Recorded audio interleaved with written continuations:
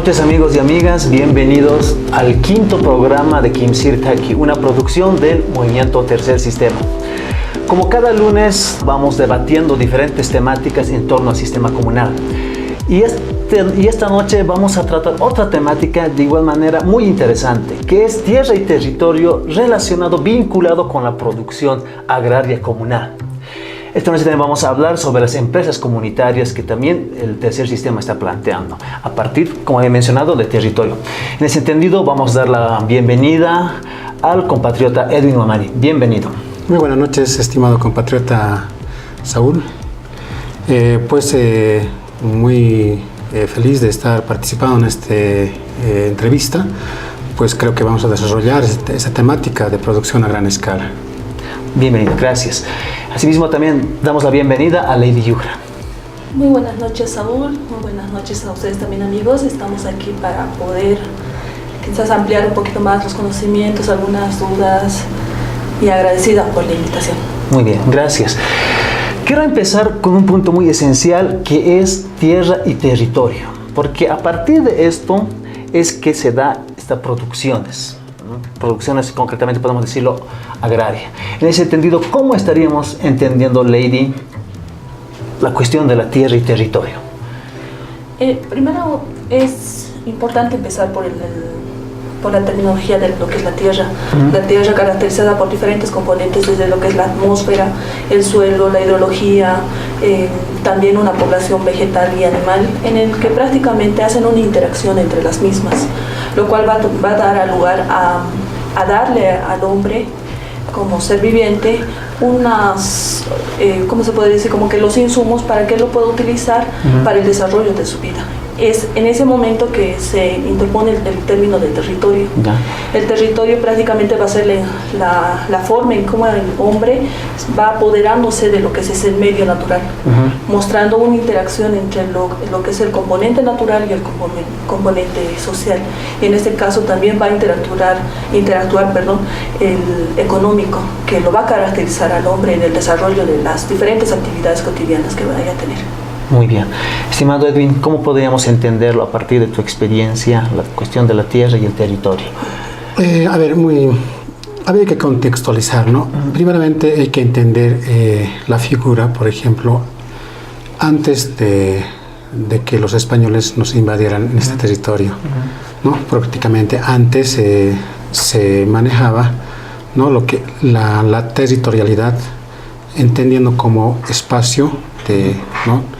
El Alapacha, Capacha y Malcapacha, ¿no? A eso nosotros entendemos como territorio. Llegamos a una época donde, ¿no? Impera el colonialismo, y a partir del 52 pues se marca un giro muy importante, ¿no? A través de la reforma agraria. Y a partir de esto supuestamente devuelve, ¿no? Las tierras a los indígenas, pero sin embargo individualiza. Y bueno, pues actualmente, ¿no? Inclusive ya se habla, ¿no? de la tierra es quien lo trabaja, ¿no? Entonces, habría que entenderlo desde ese lado, ¿no? Ahora, ¿cómo planteamos nosotros como tercer sistema el tema de la producción a gran escala? Entendemos nosotros que hay que recuperarla, ¿no? en esa temática, viéndolo, ¿no? Cómo nuestros antepasados han manejado nuestro territorio, ¿no? Entonces es por eso que estamos en ese tema de la producción a gran escala, porque actualmente ya está prácticamente todo, las áreas de cultivo ya están totalmente individualizadas, y eso hace o imposibilita de que podamos tener producción, ¿no? A gran escala. Ya. Ahorita en la segunda parte vamos a ir abordando concretamente sobre la producción de quinoa a gran escala.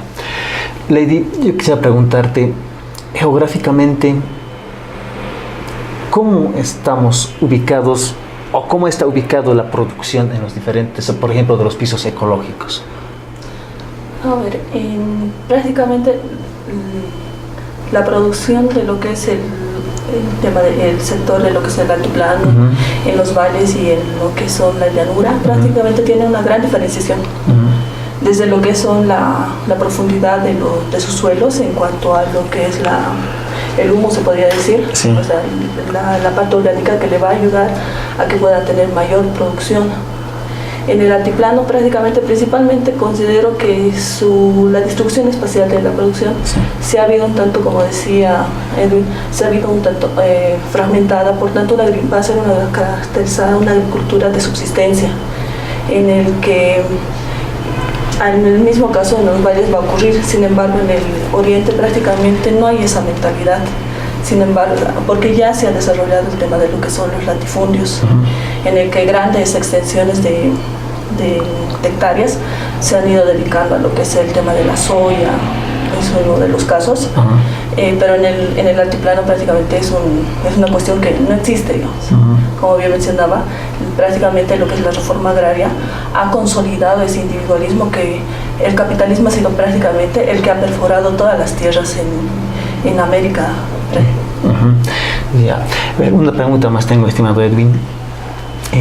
En lo que tú mencionabas, a partir de la colonización, tanto los republicanos han empezado a quitar las tierras, ¿no? Y después pasa que empiezan a parcelar. Por ejemplo, por mi sector de Omasuyos, Achacachi, Ancoray, Carabuco, las tierras, lo que llaman las tierras cultivables, son muy pocas. O sea, son de más o menos de unos 300 metros. Entonces es casi imposible tener una iniciativa agrícola. Claro. Mientras que creo que por el sector, por ejemplo, de Aroma, sí tienen extensiones de tierra que sí podría resultar. En cierta manera, ¿influye esto? ¿Cómo lo podemos entender? Claro que sí, mira, habría que entenderlo también por el lado, digamos, de que no todos los suelos tienen las mismas condiciones, ¿no? De producción. Hay suelos que son ricos en nutrientes, y ese es el caso, por ejemplo, del norte del altiplano de La Paz. En este caso hablando, digamos, ¿no? De provincia Omasuyos, los Andes, Camacho, ¿no? Tienen otras características, ¿no? En cambio, el altiplano central tiene otras características, ¿no? Y tiene otras potencialidades. Y el altiplano sur del departamento de La Paz obviamente también tiene otras características, tienen otras propiedades físicas, químicas del suelo. Entonces, entendiéndolo de ese lado, obviamente, si bien durante la época de colonización han preferido pues suelos que sean ricos en nutrientes, ¿no? Que sean altamente potenciales en producción, y es por eso que se han acentuado, ¿no? por las riberas del lago Titicaca, por los valles interandinos, ¿no? Y prácticamente son los patrones que administraban todo el territorio, ¿no? Entonces, inclusive estos patrones han manejado como tipos hayañas, ¿no? Entonces, de esa manera han ido, por ejemplo, controlando plagas, enfermedades, han ido también viendo el tema, digamos, de la nutrición, ¿no? de las plantas, de tal manera que así se ha ido manejando, ¿no? Pero cuando llega, como le digo, la reforma agraria de 1952, prácticamente esos suelos, ¿no? son devueltas, entre comillas, ¿no? a los mismos comunarios, pero ya desde ahí empieza pues la parcelación individual, ¿no? Ahora, por ejemplo, ya es peor todavía, ¿no? Ya prácticamente ya hemos llegado, inclusive en esos sectores, ya prácticamente hemos llegado a surcofundios, ¿no? Y eso hace de que no podamos pues desarrollar, ¿no? Porque no tenemos terrenos extensos como para poder desarrollar agricultura extensiva, ¿no? Pero, ¿qué se podría hacer en este caso, digamos? Te mencionaba lo que tú decías por el sector de Batallas, Achacachi, ¿no? Las laderas del lago Titicaca, ahí se han establecido. Lo que tú me decías era por la riqueza de la tierra, de los productos que dan. Frente a eso, ¿habría una alternativa de...? A estas alturas ya prácticamente es un poco bien, es casi imposible, digamos, ¿no? De volver a revertir, porque antes de la colonización esas tierras eran manejadas de manera, ¿no? rotativa, es decir, en sayañas, ¿no? Claro. Todos eran dueños de algún lugar y ellos manejaban de esa manera, pues, rotaban, pues, por ejemplo, el primer año, ¿no? un cierto área de cultivo lo destinaban, por ejemplo, a la producción de papa. Al siguiente año nuevamente, pero recorrían del lugar, ¿no es cierto? Y así sucesivamente se manejaba. Y luego llegan los patrones, siguen manejando de la misma manera, pero también paralelamente la gente, o sea, los habitantes han ido creciendo. Entonces, cuando llega la revolución del 52, prácticamente entre comillas, se lo devuelve, pero ya de manera parcelada. Entonces, ahora es pues, casi complicado, porque inclusive, ¿no?, esta última, por ejemplo, el saneamiento, llega en varias modalidades. Entre ellas, por ejemplo, es la titulación individual, que prácticamente ya fragmenta, pues, ya para poder revertir, ¿no? Ya es casi imposible. Exactamente. ¿Algún criterio, Lady, sobre lo que está diciendo Edwin? A ver, yo creo que si bien ha existido una fragmentación de lo que es la tierra, como bien decías, ya prácticamente hemos llegado al subconjunto, en el que en 100 hectáreas, antes quizás entre unos cuantos tenían esa tenencia, ahora debe ser unas 500 personas, no sé, es una exageración quizás, pero yo creo que sí se puede quizás volver al tema de devolver ese uso común a la comunidad. O sea, eso depende de los pobladores que están en el lugar. Los últimos datos del INSA, lo que tú mencionabas, que ahora ya está en la titularización individual. ¿Y dónde estarían los territorios, las tierras colectivas? Los territorios, ¿cómo es? Tierras comunitarias de origen. Exactamente. Las TCOs. TCOs. ¿Alguna TIOCs también? TIOCs creo que se también. TCOs, ¿no? A ver, las TCOs fundamentalmente están, pues, concentradas en el norte de La Paz, ¿no? Por ejemplo, ahí estamos los musetenes, los otros culturas o otros pueblos, ¿no? Ahí, por ejemplo, ellos no han optado por la titularización individual, más bien han optado por titularse de manera colectiva, ¿no? Pero hay pros y contras también, ¿no?, dentro de diferentes tipos de titulación. Ya, muy bien, entonces yo creo que en esta primera parte hemos dado algunos lineamientos generales. En la segunda parte vamos a tratar casos bien concretos, como la producción de quinoa a gran escala, que tienen sembrados hectáreas, y eso es también una lógica que está trabajando el tercer sistema. Volvemos a un corte y vamos a seguir con el debate.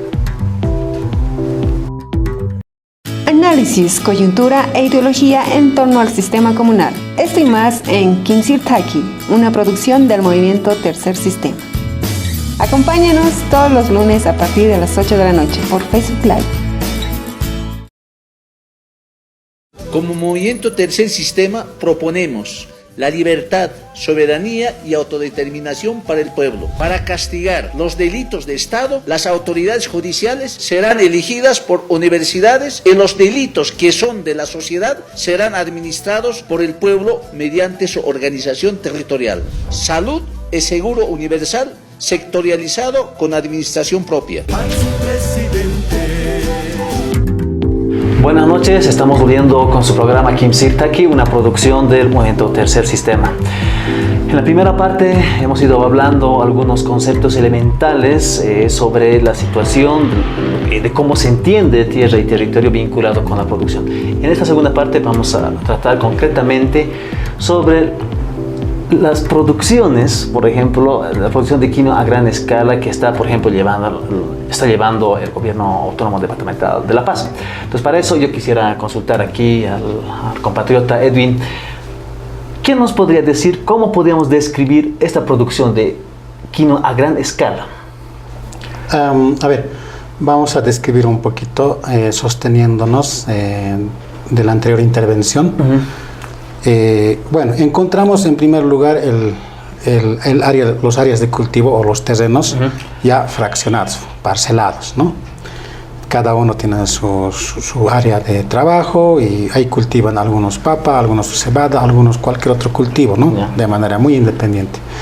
Cuando llegamos con esta iniciativa, ¿no?, de producción a gran escala, prácticamente fue pues un shock cultural, porque no podían ellos, los mismos hermanos, entender cómo es que podrían desarrollar 200 hectáreas sabiendo que no contaban con 200 hectáreas. Entonces necesariamente tenían que juntarlas, ¿no? Entonces, bueno, eso ha sido todo un proceso, ¿no?, prácticamente más de un año. Y bueno, en fin, ya, ¿no?, juntamos esto, estamos hablando con la experiencia del municipio de San Pedro de Curahuara, ¿no?, exactamente en Cantón Jalsuri. Estos comunarios, ¿no?, prácticamente se juntan, conversan y deciden, ¿no?, juntar todos los terrenos que tienen. porque los terrenos no están distribuidos de manera equitativa, ¿no? Hay algunos que tienen 1 hectárea, algunas media hectárea, algunos 3, 5, es bien, ¿no? Es desigual, ¿no? Entonces prácticamente ellos juntan, pero el terreno pues no se pierde con eso, ¿no? Prácticamente está marcado. Y para eso tenemos la tecnología del satélite, el mapeo digital y los GPS. Entonces prácticamente los linderos no, si bien físicamente se han perdido, pero no se puede encontrar nuevamente. Eso no ha sido problema. Entonces de esa manera hemos ido socializando de tal manera que el año 2017, diciembre, se realiza la siembra, ¿no? Pero respetando también los usos y costumbres del lugar, ¿no? Uno, también viendo muy cuidadosamente el tema, por ejemplo, de la tierra, es decir, ¿no? Las condiciones físicas, químicas del suelo, ¿no? Que son aptas prácticamente para la producción de quinoa, ¿no? El altiplano sur del departamento de La Paz tiene potencialidades para la producción de quinoa, ¿no? Eso ya es innegable, ¿no? Y es mejor que la producción de oruro, por ejemplo, ¿no? Bueno, entonces continuando con cómo se ha emprendido. Bueno, se emprende de esa manera, se trabaja, se rotura en el mes de febrero hasta abril, en la época de roturado, y luego posteriormente se hace el mullido, y posteriormente en mes de octubre se realiza la siembra del cultivo de la quinoa, y luego, ¿no? Los labores culturales, control de plaga, ¿no? Hay fertilización y todas esas cosas. Llegamos al año 2018 y prácticamente encontramos una buena producción, ¿no? A razón más o menos de 9 quintales por hectárea, ¿no? Eso ha sido nuestro rendimiento. Hubiera sido más, pero se acuerdan que el año pasado, en mes de abril, ha vuelto a llover, ¿no? Entonces eso prácticamente ha mermado nuestro rendimiento. Estaba proyectado más o menos 15 quintales por hectárea, pero eso es un factor climatológico que también nos ha afectado, ¿no? Entonces, pero bueno, llegamos a cosechar 1.630 quintales de los 200 hectáreas, de las cuales un porcentaje lo hemos destinado, ¿no? a la alimentación misma de la familia, otro porcentaje lo hemos destinado para utilizar como semilla para la gestión 2018-2019, y la otra parte, una gran parte, más o menos un 80%, se lo ha destinado para la venta, ¿no? Y cuantificándole todo, hemos recuperado a razón de más de 1 millón de bolivianos, ¿no? La inversión ha sido cerca a medio millón de bolivianos, 470.000 aproximadamente, ¿no? La inversión, y hemos recuperado más de 1 millón de bolivianos. Ese retorno que hemos tenido, una parte, ¿no? se ha distribuido de acuerdo al aporte en jornales a todos los beneficiarios que han participado en la producción a gran escala, ¿no? Y una parte se lo ha tenido para volver a utilizar como recurso, para volver a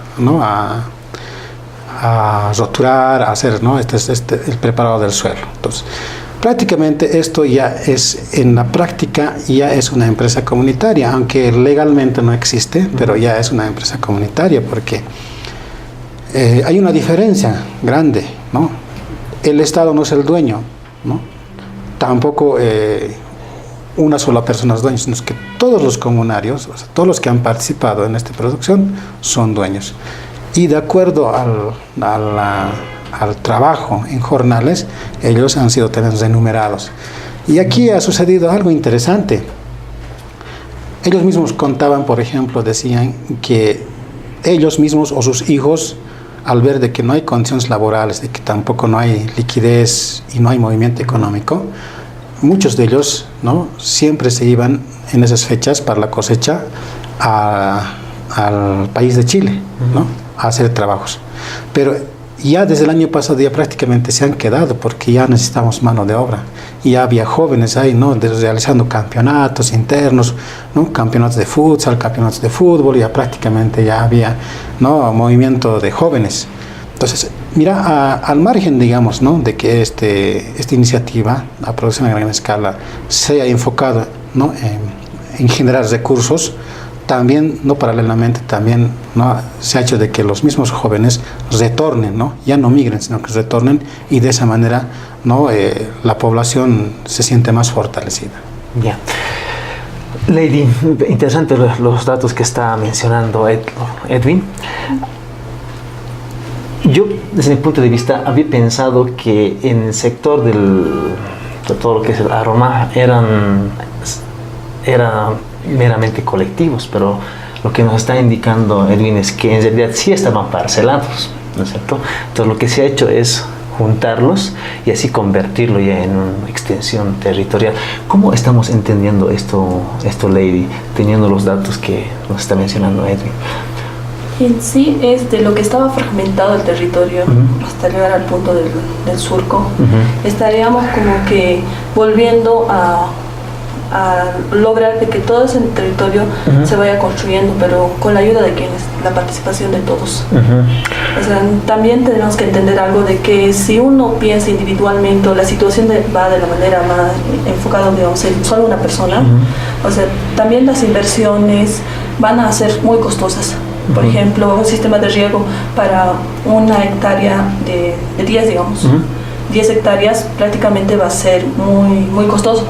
Sin embargo, si vamos a poder, digamos, a reunirlos a todos, los sistemas de riegos que vamos a poder construir en ese lugar van a ser de beneficio para cada uno de sus pobladores, para extensas áreas, y no vamos a poder limitarlo a lo que es el proyecto. Ahora, también es necesario señalarte que el tema, como decíamos hace momentos atrás, el capitalismo y también en este caso el socialismo, sea en un caso de que uno solo se beneficie, en el otro caso solamente el Estado lo vea como que el beneficiador, prácticamente en esta propuesta el beneficiado son todos los que la trabajan. Entonces ellos, como bien decía Edwin, ellos han recibido todo el beneficio del trabajo que han hecho. Incluso ha mostrado efectos positivos en el que la población joven que se estaba yendo está volviendo. Esa ha sido una cuestión. También quizás un comentario, ¿no? O un efecto que había visto era que, si no me equivoco, la gestión pasada, la producción de papa a nivel departamental ha sido, digamos, ha sido buena, como dicen los pobladores, ha sido bueno. Pero el hecho de que todavía estemos de manera individual, ¿qué pasa? Todos sacan papa, van al mercado y empiezan a vender. Pero al no estar, digamos, todos conectados, al no estar todos agrupados, viendo quizás un objetivo más allá, prácticamente hubiéramos cubierto el abastecimiento interno, y el resto, el excedente, podíamos pasarlo a una industrialización en nuestro lugar de donde estamos viviendo, o quizás más allá a una exportación. Has tocado un punto muy importante que quiero preguntarle a Edwin, es sobre el mercado. O sea, evidentemente hay las condiciones, hay la producción, incluso ha superado las expectativas, pero ¿dónde estamos acomodando esto? ¿Cuánto está generando? ¿Qué se puede decir al respecto? En tema de producción de quinoa, hemos tenido mucha suerte porque ese año prácticamente no hemos tenido buenos rendimientos de quinoa, o no hemos tenido producción, ¿no?, como se esperaba, o como los anteriores años en el departamento de La Paz, ¿no? Entonces, partiendo de eso, nosotros hemos tenido buena suerte porque la quinoa ha ido subiendo de precio paulatinamente, ¿no? El año pasado, estamos hablando, mes de junio, estaba por los 280, 300 bolivianos. Llegamos a septiembre y prácticamente la quinoa llega a un precio de 600 bolivianos. Llegamos en octubre, septiembre, octubre a noviembre, el precio llega inclusive a 650. Entonces, son fluctuaciones de mercado, ¿no?, donde hay mayor oferta y menor demanda, ¿no? Entonces baja el precio. Cuando hay menor oferta y mayor demanda, sube el precio. Entonces, a eso hemos llegado el año pasado. Por eso te digo que tuvimos mucha suerte, porque nosotros logramos vender el quintal de quinoa a 603 bolivianos por quintal, ¿no? Si hubiéramos esperado unas 2 o 3 semanas más, creo que hubiéramos logrado vender a 650, pero no hemos querido arriesgarnos tanto porque a partir del mes de octubre o noviembre empieza a bajar el precio de la quinoa. Entonces nosotros en ese momento hemos canalizado para la venta y es por eso que hemos logrado más de 1 millón de bolivianos en retorno. ¿Dónde lo llevan? ¿Dónde es la comercialización de la quinoa? La comercialización de la quinoa es por 2 vías, ¿no? Uno es la local, ¿no?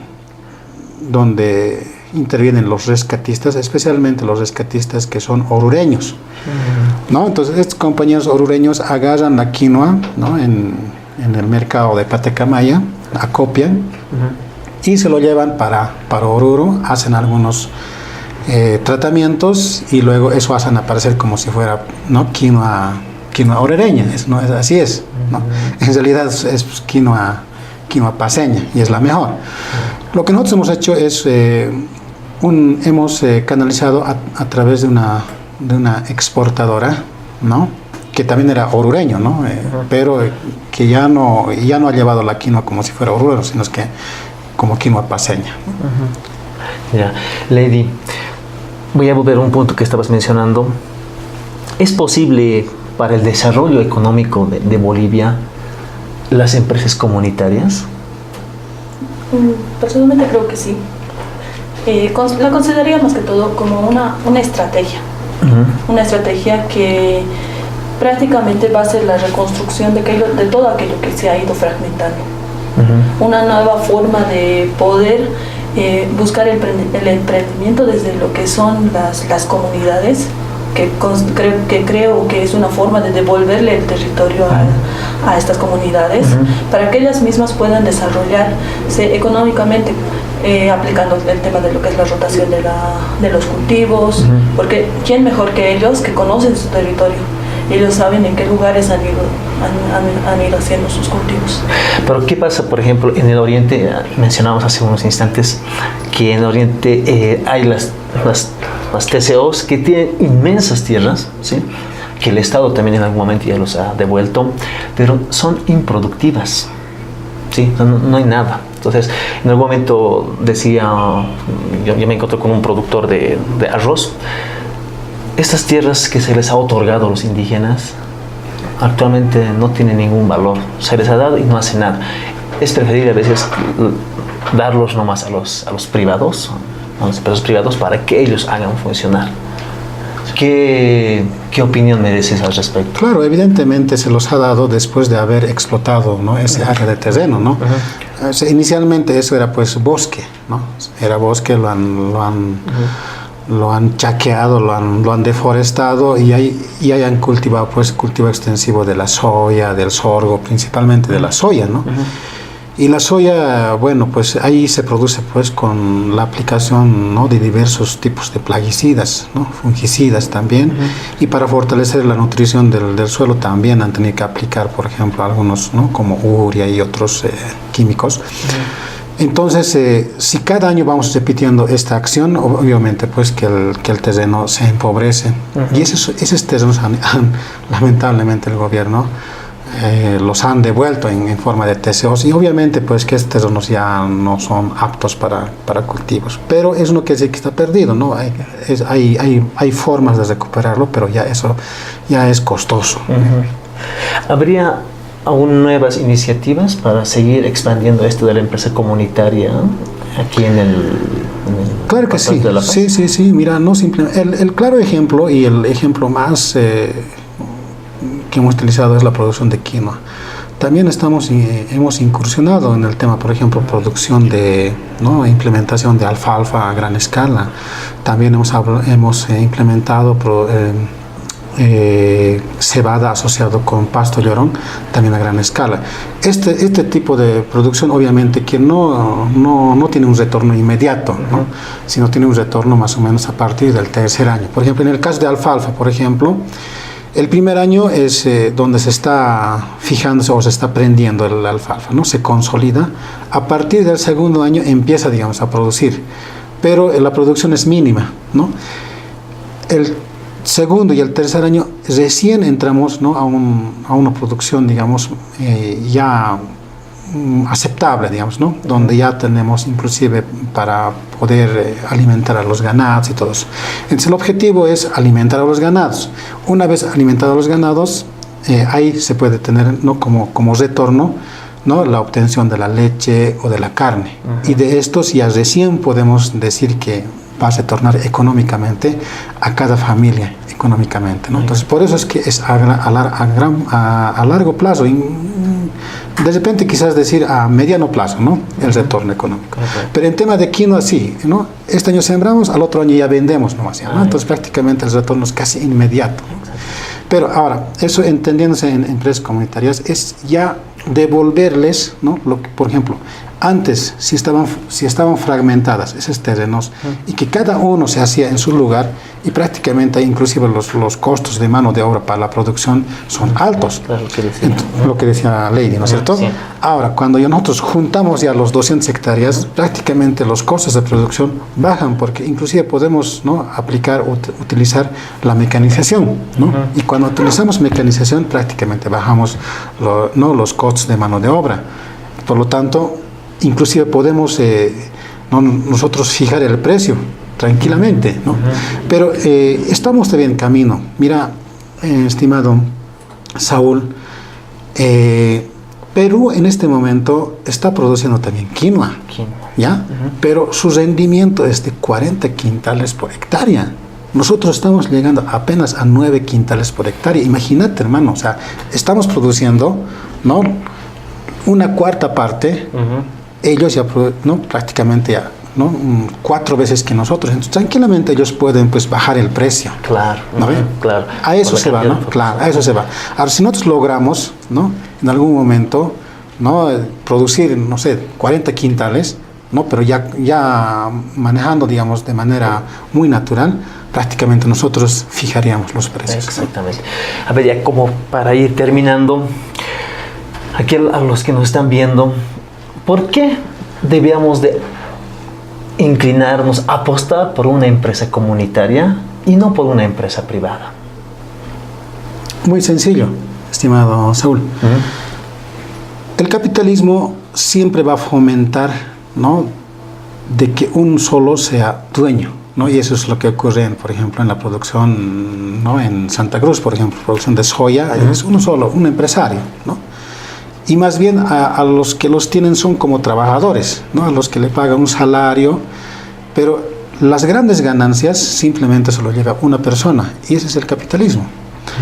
En cambio, en el otro lado, al otro extremo, estamos hablando, ¿no?, el socialismo, es el Estado quien es el dueño, ¿no?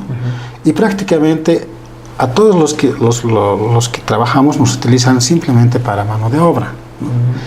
Y las utilidades mayores también se lo lleva el Estado. En este caso, las empresas comunitarias es ninguno de los extremos. Es que todos los que participan en la producción, porque nadie es dueño absoluto de esa producción, y de acuerdo a la participación en jornales u otros, ¿no?, podemos ver el tema, por ejemplo, de tenencia del terreno, todos los detalles. Prácticamente todos acceden, ¿no?, ya no por su trabajo, sino que también acceden a la utilidad, ¿no?, relativamente, ¿no? Entonces, eso es las empresas comunitarias, ¿no?, que todos son dueños y todos se preocupan, todos trabajan, ¿no?, todos cosechan, todos ven y todos se benefician. En términos sociales me parece brillante, ¿no? Pero en términos de competitividad, ¿también presenta la empresa comunitaria? Claro, es competitivo, es altamente competitivo, porque la empresa comunitaria está, ¿no?, conformada por un directorio, y el directorio, ¿no?, es el que maneja, ¿no? Inclusive tiene un gerente. El gerente es el que administra qué es lo que va a hacer, qué labores culturales va a hacer, es el que canaliza, por ejemplo, ¿no?, dónde va a vender, ¿no? Entonces prácticamente eso es una empresa comunitaria, ¿no?, donde todos prácticamente se benefician, ¿no? Y todos se quedan con una tajada, ¿no es cierto? Exactamente. Está genial. Lady, la misma pregunta. ¿Por qué te voy a apostar por una empresa comunitaria y por qué no por una privada?